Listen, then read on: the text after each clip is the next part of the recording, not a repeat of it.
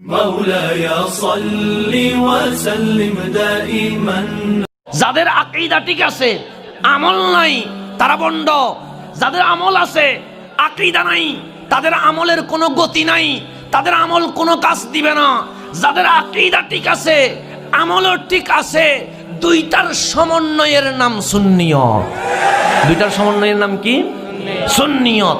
এখন আসেন তাহলে আমার নবী কাকে পছন্দ করে? নামাজকে। সাহাবায়ে কেরাম জিজ্ঞেস করলেন, ইয়া রাসূলুল্লাহ নামাজকে কেন ভালোবাসেন? আমার নবী বলেন, কুররাতু আইনি ফিস সালাত, নামাজের মধ্যে আমার দুই চোখ প্রশান্তি লাভ করে, আমার চোখ শান্তি হয়ে যায়। কেন? বলেন নামাজের ভেতরে আমি আল্লাহরে দেখতে পাই, আমি আল্লাহরে দেখতে পাই। আমার প্রত্যেকটা রুকু, আমার প্রত্যেকটা সিজদা, আমার প্রত্যেকটা কিয়াম আমার জন্য মেরাজ। একটা আমি হাকিকি মেরাজ করেছি, ওইটা আমার জন্য রেখে দিয়েছি। আমার নামাজের মেরাজ আমি উম্মতকে দিয়ে দিয়েছি।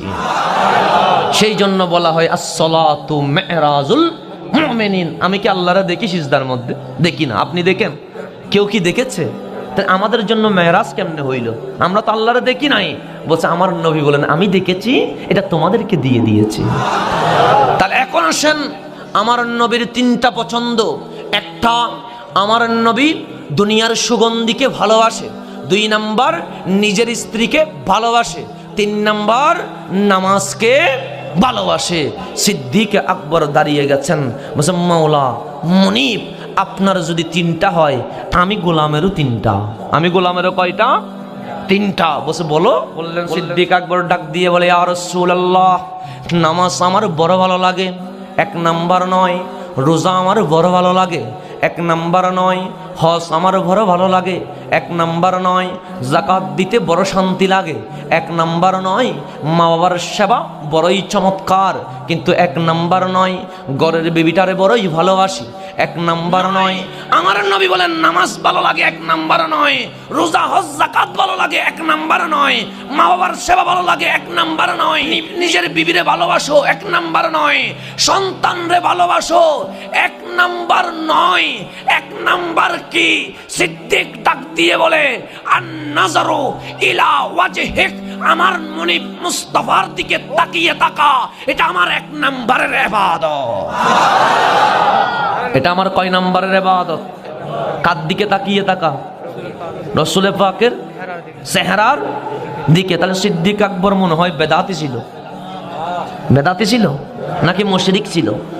তা তারা তো সিদ্দিক আকবরকে ফাইলে এখন বেদাতের ফতোয়া দিত না? উনি বলছেন আন-নাযরু ইলা ওয়াজহিক রাহমাতুল লিল আলামিন, আপনার চেহারা এই 2 চোখের সামনে থাকবে, আর আমি আবু বকর দেখে থাকবো। কেমন কবুল?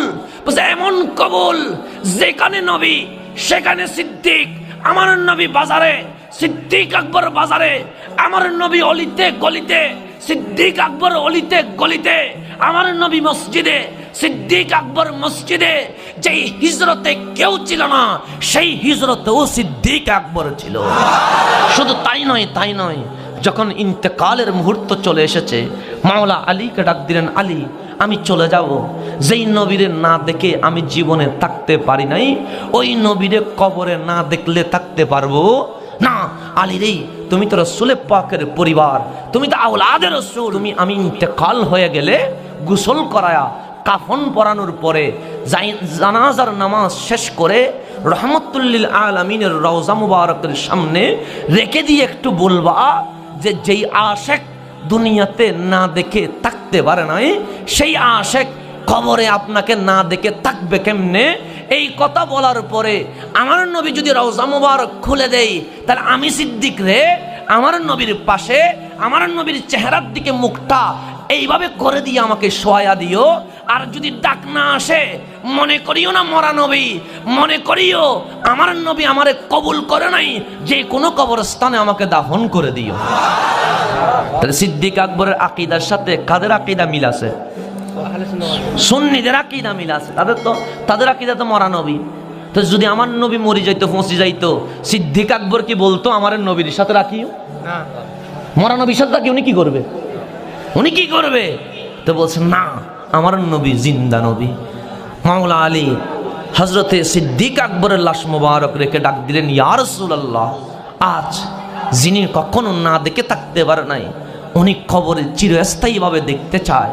আমার নবীর রওজা মোবারক খুলে গেল, ডাক আসলো, হাবিবরে কোথায় দিতে চাও?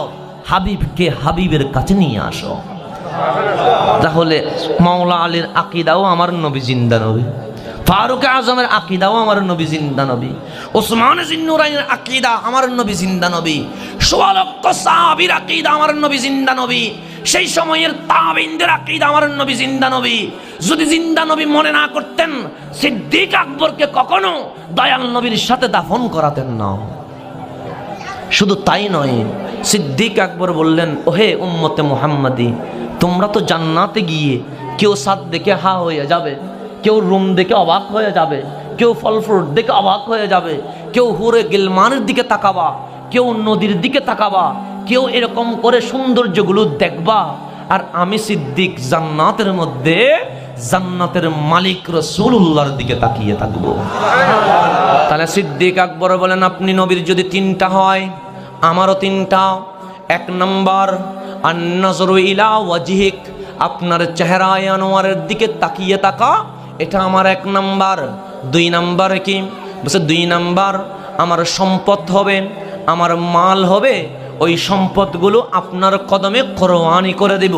আল্লাহ এমনভাবে কবুল করলেন, সিদ্দিক আকবরের সম্পদ এমনভাবে নিলেন, এই জামানার 400 কোটি টাকা তখন সিদ্দিক আকবর দয়াল নবীর কদমে উৎসর্গ করেছিলেন।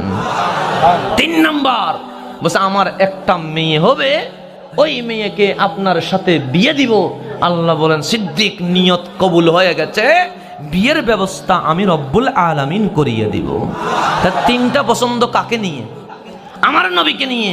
1 নম্বর আমার নবীর চেহারা দেখা, 2 নম্বর আমার নবীর কদমে সম্পদ কোরবানি করা, 3 নম্বর আমার নবীকে নিজের মেয়ে বিয়ে দেওয়া। 3টা কাকে নিয়ে? আমার নবীকে নিয়ে। আবু বকর নবী প্রেমের কারণে সিদ্দিক আকবর হয়ে গেছে।